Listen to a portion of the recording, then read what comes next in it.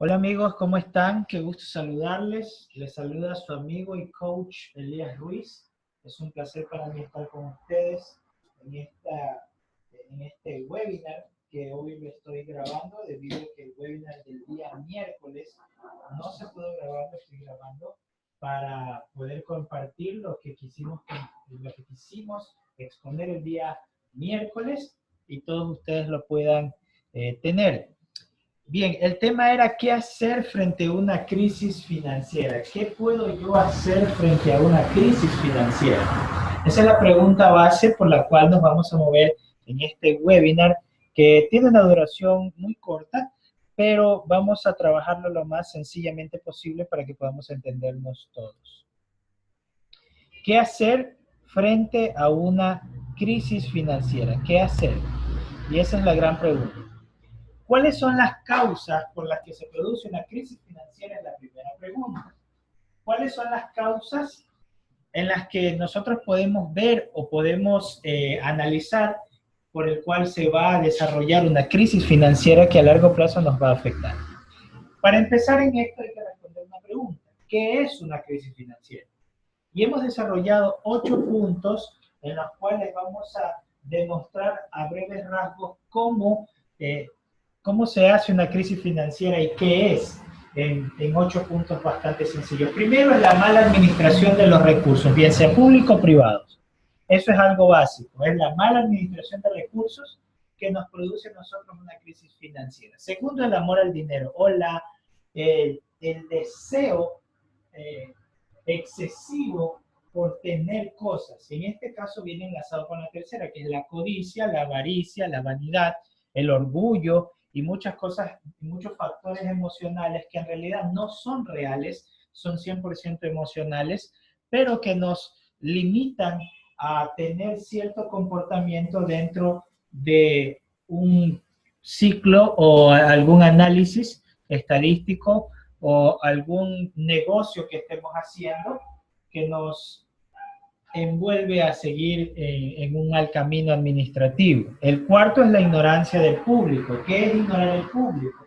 Cuando nosotros vemos los políticos que ellos ignoran lo que nosotros los ciudadanos de a pie estamos diciendo y simplemente se involucran en cada vez situaciones más difíciles, en condiciones geopolíticas más complejas, cuando el público sale a las calles a hacer protestas como lo que estamos viendo hoy en Venezuela, por decir un ejemplo, eso es ignorar el público. La ley, los gobernantes lo están ignorando y eso produce una crisis financiera porque la gente está reclamando por algo, tienen un problema que necesitan solucionarse y eso también produce una crisis. El quinto punto es el desconocimiento de la realidad financiera de tu negocio y eso es cierto. Cuando tú emprendes un negocio pero desconoces la realidad financiera de tu negocio, es porque estás en una crisis financiera. Puedes tener muchos ingresos. Por ejemplo, mi compañía me puede dar un ingreso de $1.000.000, pero ¿qué sucede si yo tengo un ingreso de $1.000.000, pero mis egresos son por 900,000, son por 1.100.000, 1.200.000, algo así? Entonces, tengo un problema de desconocimiento de mi realidad financiera en mi negocio. Entonces, ahí va a haber una crisis financiera y si eso se está suscitando en todo el sistema productivo del país o de la nación que quiero evaluar, va a haber una crisis mayor y más profunda. Las competencias desleales es otro problema dentro de una crisis financiera. La competencia desleal, el hecho de jugar en tu contra, hacerte contrapartida, eso produce también una crisis financiera y vamos a hablar un poco de eso más adelante. La falta de regulaciones en el sector es otro problema. Cuando nosotros estamos trabajando con sistemas financieros, banca e inversión y otros tipos de negocios y estamos trabajando de mala manera, haciendo que nuestro sector no esté regulado, poniéndonos en contra de las regulaciones de las leyes estatales y haciendo cada vez más problemas en ese sentido, va a haber un problema serio a largo plazo. La falta de regulación en el sector es un problema muy serio. Recordemos lo que pasó en Wall Street a partir del año 2000, cuando comenzaron a fusionarse compañías, cuando eso era prohibido por las leyes en Estados Unidos. Eso produjo una crisis financiera muy aguda y muy profunda que en el 2008 ya no se pudo más y la falta de liquidez produjo un hueco de 800.000 millones de dólares por falta de regulación en el mercado americano. Y el octavo es la comodidad, el hecho de creer que todo está bien, que no pasa nada, de que me puedo ir a dormir, dejar todo en piloto automático. Eso es un problema muy serio que a nosotros nos va a producir una fuerte crisis que no vamos a saber cómo resolverla en el tiempo. Y vamos a avanzar para ver qué más podemos ver aquí. Y vamos a estar estudiando un poquito cómo fue la crisis en el año 2008, cómo fue la crisis en Estados Unidos para que ustedes entiendan el proceso de crisis que enfrentó Estados Unidos y a dónde nos encontramos nosotros en el ciclo financiero actual para entender dónde estamos y hacia dónde nos estamos dirigiendo. Les quiero pedir disculpas por el ruido de fondo, pero estoy en un lugar donde la estamos pasando muy bien y quería repetir este webinar para ustedes en base a todo lo que me han solicitado. Así que vamos avanzando. En el 2004, 2005, 2006 se comenzaron a crear activos llamados CDOs, que era el antiguo sistema hipotecario en Estados Unidos. Los CDOs, que eran obligaciones de deuda colateral, trabajaban, eran una gran cantidad de activos, que en realidad no eran activos, eran pasivos, que se habían mezclado como productos diversificados que según la banca estadounidense eran así. Entonces, teníamos las casas que estaban siendo hipotecadas y se las daba a los bancos de inversión. Y aquí vamos a ver un poquito más adelante para poderlo explicar. Los bancos comerciales venden las hipotecas a los bancos de inversión. Yo, por ejemplo, Elías Ruiz, me endeudo para comprar una casa. ¿Y a quién voy? A un banco comercial. En este caso, un banco, Bank of America, Morgan Chase, Wells Fargo, Santander, qué sé yo, póngale el nombre que usted quiera. Y como yo me endeudé con Bank of America, por decir el ejemplo, entonces yo como institución, como Bank of America, no voy a querer cargar eso en mis activos, perdón, en mi libro de balances o en mi balance, y lo que voy a hacer es venderlo a un banco de inversión. Y ese banco de inversiones, a su vez, lo va a camuflar para poderlo vender a un inversionista. ¿Qué significa esto? Que la deuda que yo tengo en este momento con una casa que puede ser de $100,000, en un ejemplo, ya no la tiene el banco, sino que el banco comercial se la vende al banco de inversión y el banco de inversión a su vez se lo vende al inversionista a un precio mayor. Así funcionaba el mercado. Pero dentro de esto hay un detalle. Los bancos de inversión crean los CDOs. ¿Qué son los CDOs? Son obligaciones de deuda colateral, por sus siglas en inglés. Mezclaban grandes hipotecas con otros tipos de deuda menos fiables, incluidas las hipotecas subprime. Y aquí vamos a desmenuzar un poquito para entender sobre las crisis, más no lo que pasó en el 2000, hace unos años atrás. Por arte de magia nace un CDO, un papel mezclado, una obligación de deuda colateral. ¿Qué significa esto? Que mi colateral, el colateral que yo tengo,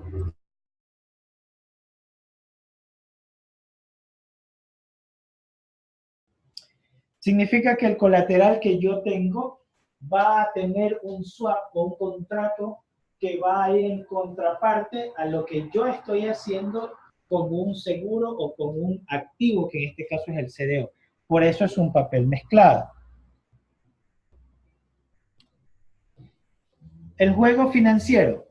El que compra su casa está pagando su hipoteca a los que apuestan en la bolsa. Cuando los hipotecados no podían pagar sus hipotecas, los bancos de inversión tuvieron que ser rescatados. Ahí es donde entra Goldman Sachs, ahí es donde quebró Lehman Brothers, ahí es donde cayó Bear Stearns, ahí es donde cayeron la gran cantidad de Credit Suisse, y ahí es donde, desde ahí es donde viene el hueco de deuda tan grande que hoy en día estamos arrastrando. Por ejemplo, lo que vimos con Lehman Brothers, que tuvo que afrontar una quiebra, y hoy en día Barclays, un banco inglés, es el dueño de todos los activos de Lehman Brothers y lo compró a $1.000 millones cuando Lehman Brothers en el mercado abierto costaba 800.000 millones. O sea, prácticamente a regalarle el banco. Y Barclays ha tenido que afrontar grandes crisis después de la adquisición de Lehman Brothers en el año 2008-2009. AIG quién era AIG y vamos a hablar un poquito de AIG. Pero antes de explicar esto un poquito, la casa pasaba por el banco comercial, pero ya no pasaba directamente al banco comercial, sino directamente al inversionista. O sea, la hipoteca se mezclaba directamente por el banco de inversión y de una iba al inversionista, porque el inversionista pensaba que era un activo de alto nivel y que iba a pagar enormes beneficios. Pero para esto se utilizaron las agencias de calificación. Ahí entre Standard & Poor's, Moody's y Fitch, que son las más grandes agencias de calificación del mundo. Ellos le daban una calidad de riesgo AAA a todos estos CDOs, pero en realidad no valían nada estos papeles. Por eso Freddie Mae y Freddie Mac eran AAA cuando fueron rescatados. ¿Quién era Freddie Mae y quién era Freddie Mac? Eran dos compañías que tenían un alto porcentaje de sus activos en inversiones del sector hipotecario. Entonces, cuando ellos fueron rescatados, ellos necesitaron una gran cantidad de dinero de parte de la Reserva Federal para poder seguir a flote, porque si no, hubieran quebrado y gran cantidad de las hipotecas de Estados Unidos se hubieran visto en una cuerda floja y el problema hubiera sido mayor para Estados Unidos. Ahora, los ingresos de las agencias de calificación aumentaron exponencialmente en la primera década del siglo XXI. Las agencias de riesgo en billones de dólares subieron. Fitch se ganó más de 1 billón, Standard & Poor's se ganó 2 billones casi, y Moody's, que fue la que más arriesgó, se ganó más de 2.2 billones de dólares. O sea, una cantidad exorbitante por dar calificaciones de riesgo a todos los bancos. Lo que en realidad deberían haber calificado el CDO era en W, que significa inversión basura. Y es hoy en día donde estos tres agencias de calificación califican a cualquier país que les da la gana y le ponen una mala calificación y obviamente las inversiones se van de esos países. Entonces, entendemos que las calificaciones están completamente manipuladas. AIG, aquí hablamos de AIG. AIG, American International Group, era un activo participante dentro del fraude que se dio en estos años. ¿Qué sucedía? AIG, que era la mayor aseguradora de Estados Unidos, aseguraba a los inversores la compra del CDO. ¿Qué era un CDO en sí? Un CDO era un activo que tenía una calificación AAA o la máxima calificación como un activo seguro de beneficio, y eso se lo daba a los inversionistas. En realidad no valían nada esos papeles. El inversionista recibía una calificación, o el CDO recibía calificación de Standard & Poor's y AIG aseguraba ese CDO. Por eso AIG se volvió un activo participante dentro de toda esta rama. Ahora, AIG sacó a la bolsa los CDS. ¿Qué son CDS? Credit Default Suite o permuta de incumplimiento crediticio. Ahora los especuladores podían apostar contra los CDO. Por ejemplo, Goldman Sachs decía a sus clientes que compraran CDO y a sus espaldas compraban CDS. De este modo, los CDO parecían inversiones de riesgo y perdían valor en la bolsa. Cuanto más dinero perdían sus clientes, más dinero ganaba Goldman Sachs. Y eso es algo que hay que entender. Mientras más swaps, mientras más CDS compraba Goldman Sachs, más perdía su valor el CDO. Ahora, hay que entender algo. Un CDS no valía igual que el CDO. El CDS tenía un apalancamiento de 20-1 o un margen de pago de hasta 20-1. Por eso, el sistema o el mercado de bonos hipotecarios o el mercado de seguro de bonos hipotecarios era 20 veces más grande que el mercado de los CDOs. Y estamos hablando de que aquí no solamente habían CDOs de deuda colateral íntegra, sino también CDOs sintéticos. ¿Qué son CDOs sintéticos?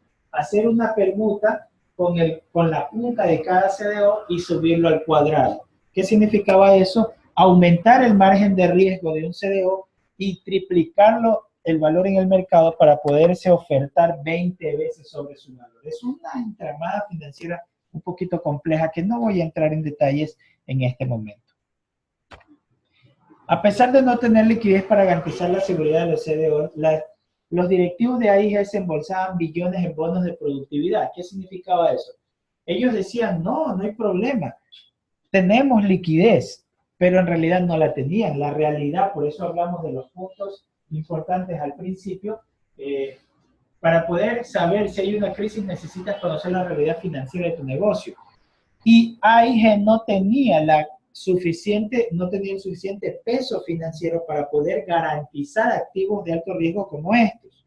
Era obvio que iba a haber una crisis financiera en el largo plazo porque en realidad no había cómo poder pagar ni cómo poder cubrir una especulación tan grande de pago de 20-1 para poder sacar un CDO y poderlo pagar en el mercado abierto. No había esa liquidez. Por eso, cuando estalla este problema, podemos ver lo siguiente. Si los hipotecados dejaban de pagar, o sea, si yo, Elías Ruiz, dejaba de pagar mi hipoteca y millones de personas dejaban de pagar su hipoteca, AIG no podía devolver a los inversores el valor de su CDO, ni a los especuladores el valor de su CDS. AIG tenía que pagar CDO y también CDS. El 17 de septiembre de 2008, la Reserva Federal nacionalizó AIG para evitar el desplome del sistema financiero mundial. Y hay que entender algo. El mercado entero estaba trabajando con CDO y CDS. Los CDS eran 20 veces más rentables que los CDO, pero los CDO tenían que ser pagados también por AIG. Entonces, la más grande aseguradora de Estados Unidos no tenía dinero, no tenía la liquidez necesaria para poder asumir un pago tan fuerte como este. Y es aquí donde la especulación produce que la bolsa de Estados Unidos en el año 2008 comience a tener fluctuaciones muy fuertes y a su vez pues tuvo una caída de un día a otro después del anuncio de la quiebra de Lehman Brothers de 555 puntos base del Standard & Poor's, del S&P 500, perdón, y del Dow Jones de 777 puntos básicos en un solo día. Fue un problema gigantesco. Ahora, ¿por qué nosotros vemos esta realidad que sucedió en este año? Y vamos a pensar un poquito en este análisis. Tenemos el análisis de estados financieros, estados de pérdidas y ganancias, y tenemos un balance general. Tenemos, en estados de pérdida y ganancia tenemos operaciones, pero dentro de esas operaciones, en nuestro balance general tenemos un flujo de caja, tenemos inversión y tenemos financiación. Sin embargo, el estado de pérdidas y ganancias provee información acerca de las actividades y operaciones de la compañía.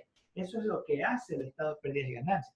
El balance general, en cambio, provee información acerca de actividades de inversión y función de la compañía, mientras que el flujo de caja provee información acerca de los efectos de todas las actividades que afectan la caja relacionando y permitiendo que funcionen todos los componentes de la compañía. Significa que estos tres factores van a producir que el engranaje corporativo de la empresa funcione con toda efectividad. Si este engranaje, si este andamiaje corporativo financiero no está funcionando bien, entonces vamos a tener un problema bastante serio a largo plazo. Por eso, si estos tres componentes no están en orden, no trabajan bien, vamos a tener una crisis. Por eso, dentro de los puntos que decíamos era conocer la realidad financiera de la empresa. Si tú desconoces la realidad financiera de tu negocio, estás en un problema, vas a entrar en una crisis. Esto te va a llevar a un problema que no vas a saber cómo enfrentar a largo plazo. Y esto sucedió en Estados Unidos. Vamos a ver los efectos que produjo a largo plazo y que está produciendo actualmente, aún muchos años después de la crisis, pero que van a seguir afectando a Estados Unidos porque desconocían esta parte y que recién ahora están poniendo, como decimos en mi país, las barbas en remojo o poniéndose atentos a la realidad que están pasando. El porcentaje de cambio del dólar ajustado a la inflación del año 2012. Hay que ver esto. El gasto federal creció casi 12 veces más rápido que la medida de ingresos en los hogares, y esto es una realidad. Cuando el gasto federal crece más rápido que el sueldo de los americanos, la carga que el gobierno supone para los contribuyentes se hace mayor. En las pasadas 4 décadas, la media o la mediana de ingresos de los americanos ha aumentado solo el 24%, mientras que el gasto incrementó el 288%. ¿Qué significa esto que estamos viendo? Significa que los sueldos de los estadounidenses, el dinero que le entra al bolsillo de cada ciudadano estadounidense, no ha aumentado más que un 24% en las últimas décadas.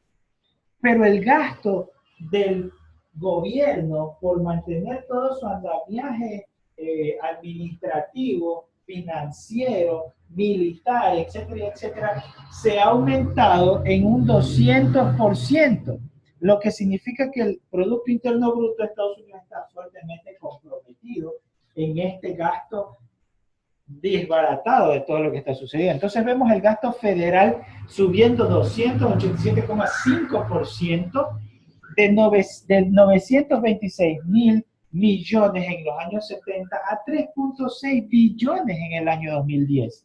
Y vamos a ver que en el año 2017 ese gasto ese gasto ha subido de 3.6 billones, ha subido mucho más, mientras que el ingreso en el año 70 era del 41.358 dólares, pero en el año 2010 apenas de 51.360. O sea, el crecimiento, el ingreso por persona en Estados Unidos ha crecido casi nada en comparación al gasto, si lo vamos a comparar de esa manera. Sin embargo, tenemos que la cuota de deuda pública por cada americano se está disparando. Esto es algo preocupante. A mí me han preguntado en esta semana qué está sucediendo con el dólar. ¿Por qué si la Reserva Federal sube la tasa de interés, el dólar no sube? Y esto es algo que por lo general nosotros entendemos de esa forma.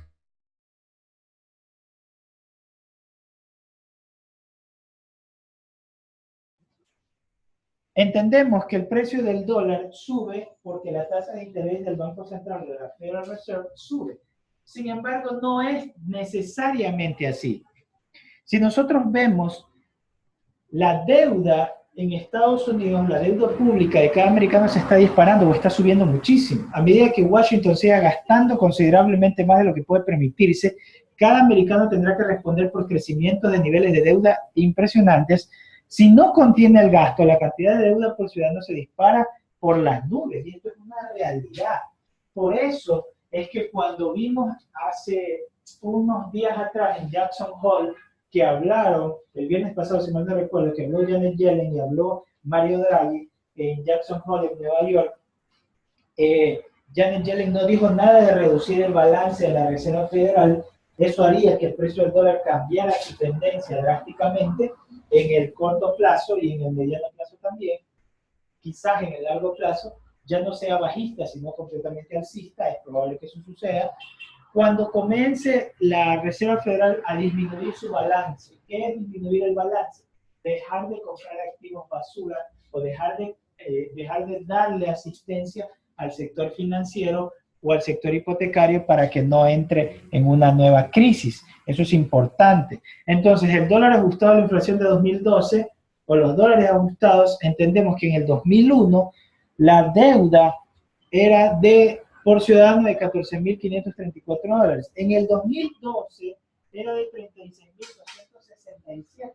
Ahora se proyecta que para el año 2031 esta deuda suba a 102.108 dólares por persona, mientras que en el 2036 se estima que suba a 135.547 dólares de deuda por ciudadano.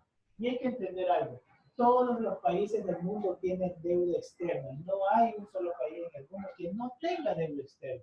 Inclusive Corea del Norte tiene deuda externa.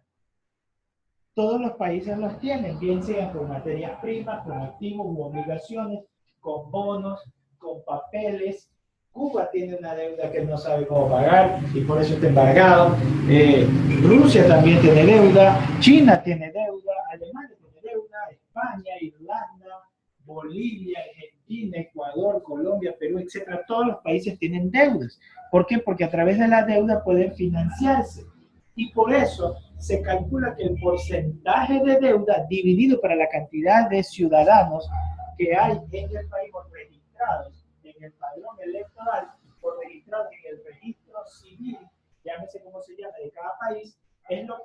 hace este cálculo.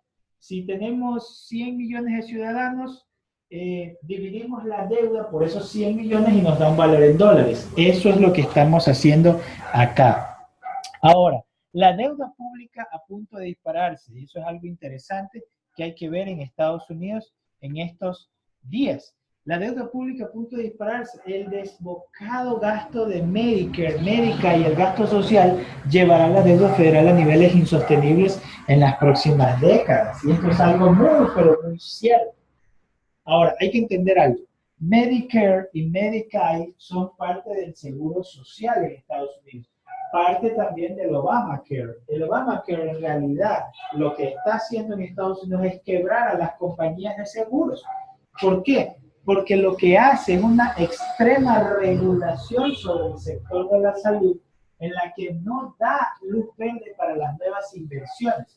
Hay una excesiva regulación, eso sí, hay una excesiva regulación en ese sector, y por eso Donald Trump, el presidente actual de Estados Unidos, quiere sacar el Medicare, quiere sacar el Medicaid, quiere sacar el Obamacare, quiere sacar todo eso para poder darle paso a la inversión en este sector para que haya mayor empleo.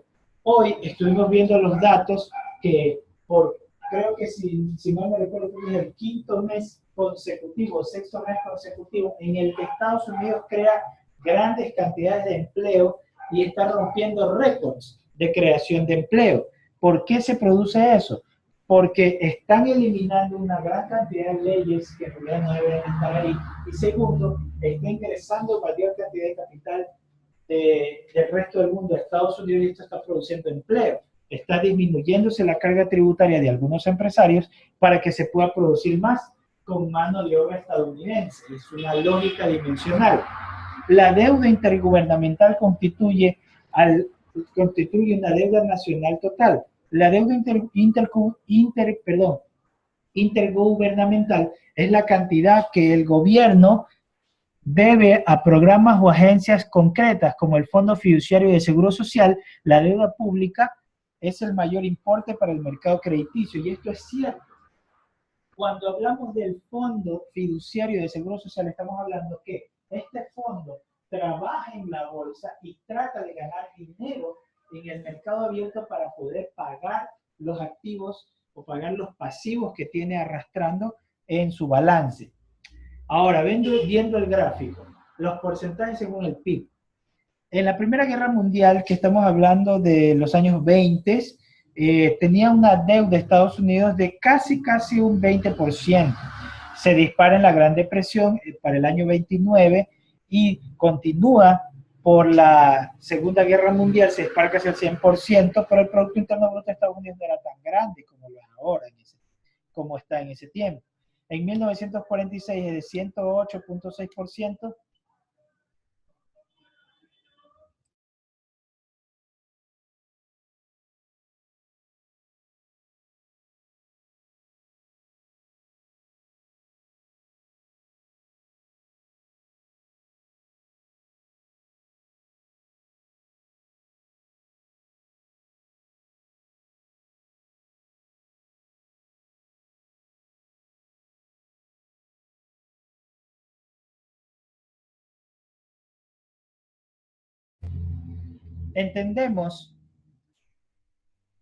Entendemos que pasa el tiempo, llega la guerra contra el terrorismo en el año 2001 y ahí comienza a bajarse las tasas de interés. Mientras que el porcentaje del PIB comienza a subir, la tasa de interés del Banco Central de la Reserva Federal baja drásticamente, si mal no recuerdo, de 4.25 a 0.25, que estuvo ahí por algunos años luego de la crisis de Lehman Brothers, o bueno, de Wall Street, y eso hizo que el porcentaje de deuda en Estados Unidos suba drásticamente, y para el año 2021 vamos a tener, Estados Unidos va a tener nuevamente en un 101% del PIB su endeudamiento, pero el Producto Interno Bruto comparado del año 2017 al año 1946 no es el mismo. El tamaño del PIB de 1946 vendría a ser como el tamaño del Producto Interno Bruto de lo que es hoy España, pero en dólares.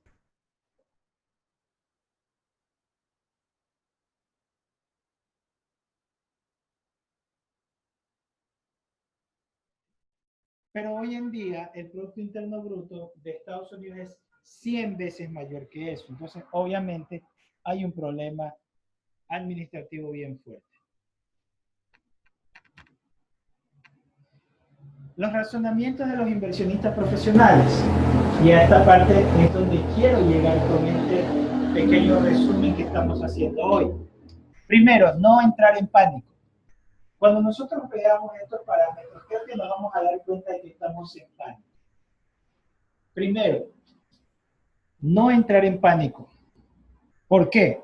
Porque si el mercado está en pánico, tú no puedes estar en pánico. Eso es algo importante. Tarde o temprano el Forex va a estar con problemas y vamos a tener que afrontar la situación y no tener pánico. Segundo, tener mucha calma. Es la contraparte de no tener pánico, tener mucha calma. Estar muy calmado frente a la crisis. Entender que esto es una crisis que es pasajera y que la vamos a tener que solucionar. Tercero, entender qué está pasando y qué está produciendo esta crisis.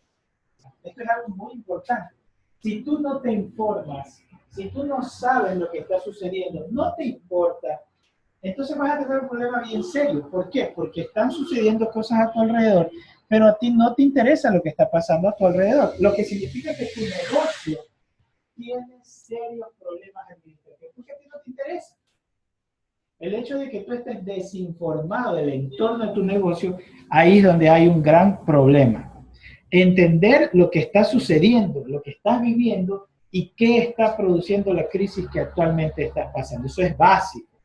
4, entender que cada vez que termina un ciclo debe de empezar otro, pero con diferentes escenarios. Hay que entender esto muy claramente. Si nosotros sabemos que hay un problema drástico en el mercado abierto,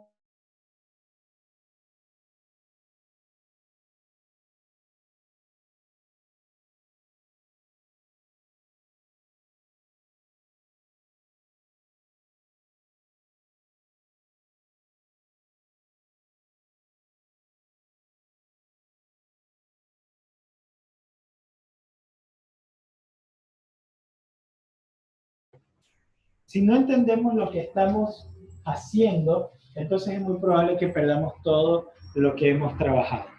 Entender qué está sucediendo en cada ciclo. Entender que cada vez que termina un ciclo debe empezar otro, pero con diferentes escenarios es muy importante. Saber en qué ciclo financiero estás en este momento. Entender esa parte. ¿En qué ciclo financiero estoy? ¿De inversión, de expansión, de crisis, de crecimiento, de regulación, de endeudamiento o de pagar deudas? ¿O en qué mercado el dinero se está moviendo? Eso es muy importante entender. Recordar la siguiente frase: durante las crisis es donde se crean las grandes diferencias y se amasan las grandes fortunas. Las crisis son las oportunidades, y entiendan esto por favor. Las crisis son las oportunidades para poder hacer dinero. Si no hay crisis, no hay volatilidad y el mercado está quieto. Y eso no le conviene a nadie. Y como no le conviene a nadie, entonces obviamente necesitamos tener una crisis. Y si necesitamos tener una crisis, esa crisis va a producir volatilidad y esa volatilidad se va a transformar en dinero. Y ese dinero se va a producir en riqueza para nosotros. Eso es una parte importante. Sexto, buscar información de primera mano. Olvídese, cuando usted tiene una crisis o está viendo una crisis financiera, no busque Bloomberg, no busque CNN, no busque Fox News, NX, Fox, Business News, lo que usted quiera. No busque eso porque nadie sabe lo que está pasando. Usted necesita enfocarse en el precio del activo financiero que está negociando. Eso es todo. No necesita otra cosa.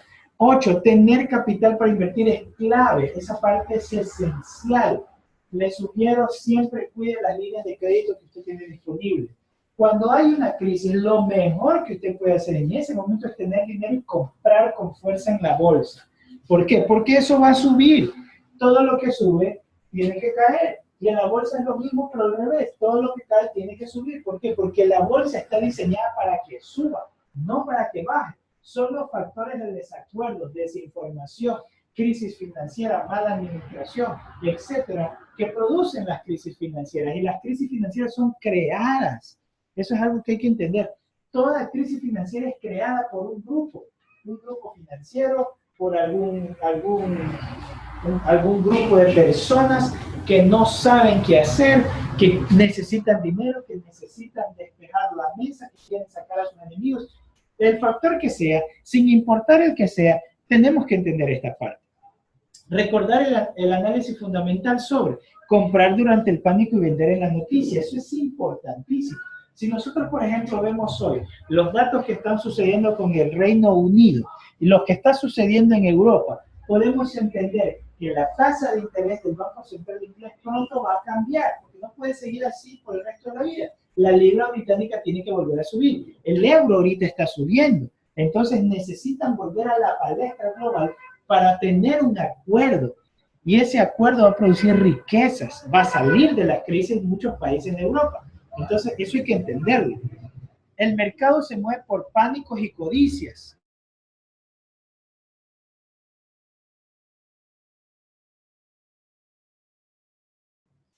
Se mueve por pánicos y codicias, según nos enseñó el padre del análisis fundamental llamado Benjamin Graham, que les sugiero que busquen mucha información sobre él. Y 9, recordar que el dinero existe porque el mercado existe y viceversa. Si se terminara la impresión de dinero global, se acabaran los mercados y volveríamos a la economía de trueque. Esto hay que entenderlo. Por eso, esta es una de las razones por las que yo no compro criptomonedas. Yo solo compro el precio porque me hace ganar dinero. Y lo hago en una plataforma MetaTrader 4, que ustedes conocen bien. Pero yo no lo hago, yo no compro directamente. ¿Por qué? Porque las criptomonedas, es cierto, están subiendo su valor y todo lo demás, pero a mí me paga más el precio, porque yo me apalanco como esfuerzo y gano más. Pero si la criptomoneda baja, yo he estado viendo en algunas redes que trabajan en criptomonedas, si el precio de la criptomoneda baja y tú tienes que cobrar, a ti te pagan menos. ¿Por qué? Porque el precio de la criptomoneda bajó, pues no te pueden pagar todo lo que dice en el balance, sino la realidad de la divisa. Así funciona. Pero en cambio acá no, acá es diferente. Tú puedes vender los precios y comprarlos con apalancamiento y ganas dinero en un hedge, sea compra o sea venta. Eso lo podemos entender. Y con esto vemos un poquito cómo es el reloj de movimiento de dinero. Tenemos algunos mercados aquí. Tenemos el mercado monetario, que es donde están los bancos centrales y los grandes bancos especializados en préstamos apalancados. Aquí los vemos, son enormes cantidades de dinero que quizás nosotros nunca alcancemos a verlas. Segundo, tenemos el mercado de capitales, que es el mercado de renta fija y renta variable.